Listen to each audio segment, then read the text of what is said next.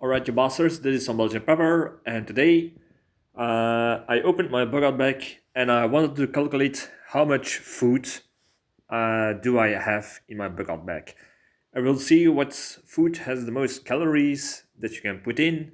So I've done some, as you can see, some calculations, and yeah, it's the whole bag together with the borscht, which I'm going to make a video about. This whole bag with the food always is actually the most heavy thing that I carry in my bucket bag, and it's like between 4.8 and 5 kilograms. So that's a lot of weight, one would say, for a bucket bag.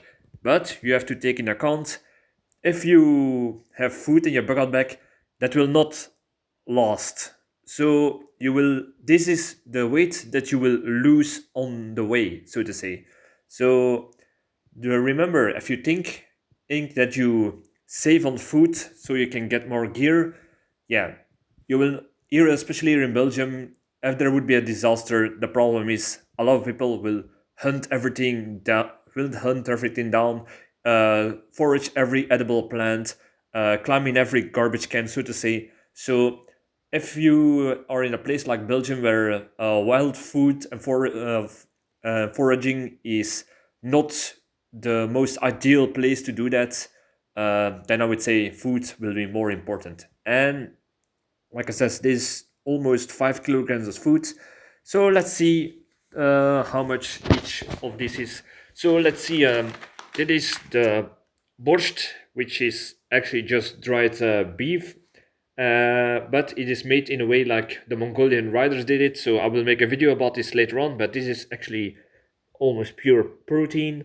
And let's see, this is 400 grams of dried meat, and this is 484 calories. Then I have my two my two emergency rations from Convar. Each one is 500 calories, so that is a total of 1,000 calories. But these contains all the minerals and vitamins, so that's something you have to take into account. These are some jawbreakers. The jawbreakers, they were 132 gram, and they are 487 calories for the whole package. So that's a lot. That is olive oil, and the olive oil was because it is 250 milliliters. It's 2025 calories. We got Makuna honey, and this is 350 grams. This is 1078 calories. Then we got peanut butter. Peanut butter was, let me check. This is a jar of 600 grams. It's in a glass jar, so that's we need to take in account. So the whole jar here has 3,930 calories. So that's also a whole lot of schmeckeroo. I always keep straw rum in my bucket bag, and it's a bigger bottle because I like a drink now in a while, but it's also for disinfecting wounds, perhaps starting a fire, bartering, this kind of stuff. This is 80 proof alcohol, so it is very, very strong. You cannot just drink it just like that. You always have to mix it with something else.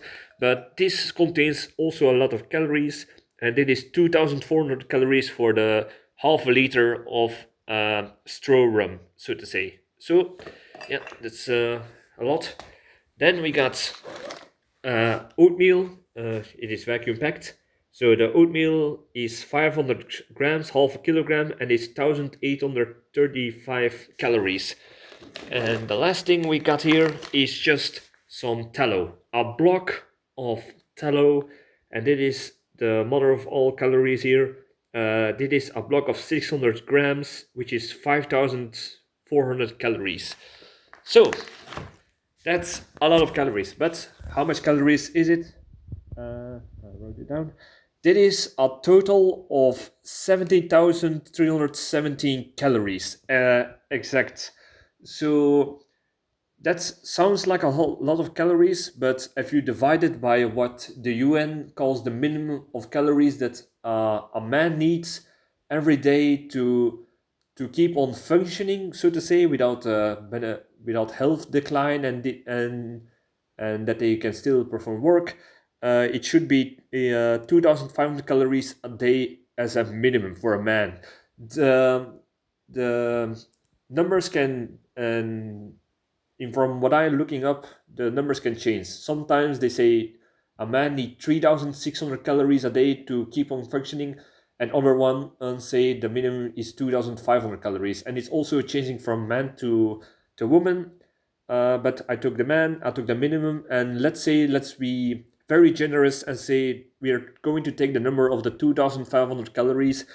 So 17,317 calories divided by 2,500 calories is 6.9 days. So let's say 7 days. That is 7 days worth of food if you use up every calories.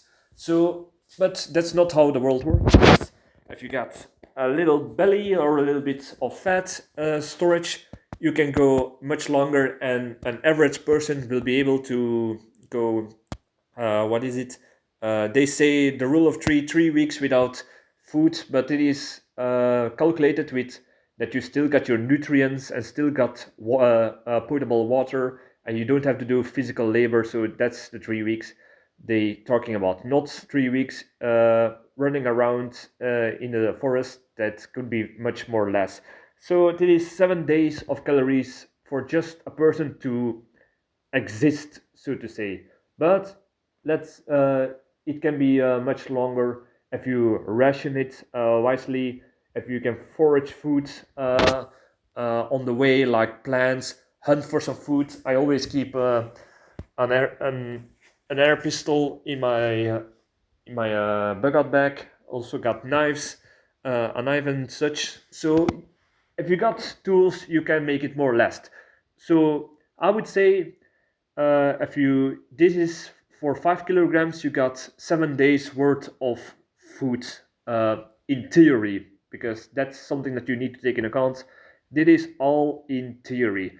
Every person, I made a video about this, every person has their own amount of internal fat.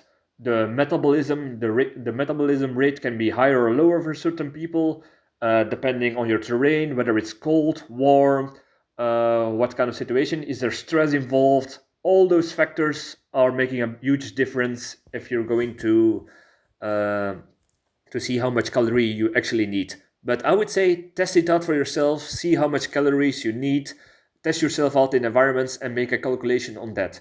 But if I would, if I only had to choose a few of these food items, the the things that I would certainly keep in this, if I had to discard some of these or have to take, how to say this, choose other food, choose only a few food types, because like I said before, these things contain a lot of calories and all the nutrients. This is pure sugar, so these are pure calories. And oil, yeah, it's very hard to drink oil, just so you have to use it with something else. But if I would say oatmeal and tallow, these you can make perfect oatmeal cakes from these, and these are very good rations to make. And of course, some of the borscht, the dried meat, beef, so to say, contain a lot of calories and protein, but they don't contain that much other nutrients. So those are things that you need to take in account if you're going to do this. Same thing with honey. Honey contains a lot of calories. Is actually mostly sugar, so to say, and contains a few nutrients, but not all of them. So if I would choose the most, I would say the most calorie dense, I would say would be the tallow and the oatmeal combined together to oatmeal cakes, and the peanut butter. Those things you can last a very long time for the amount of calories, for the amount of weight and mass that you have in your bug out bag. So the most one I would say is for hundreds of milliliters, so to say, is the olive oil.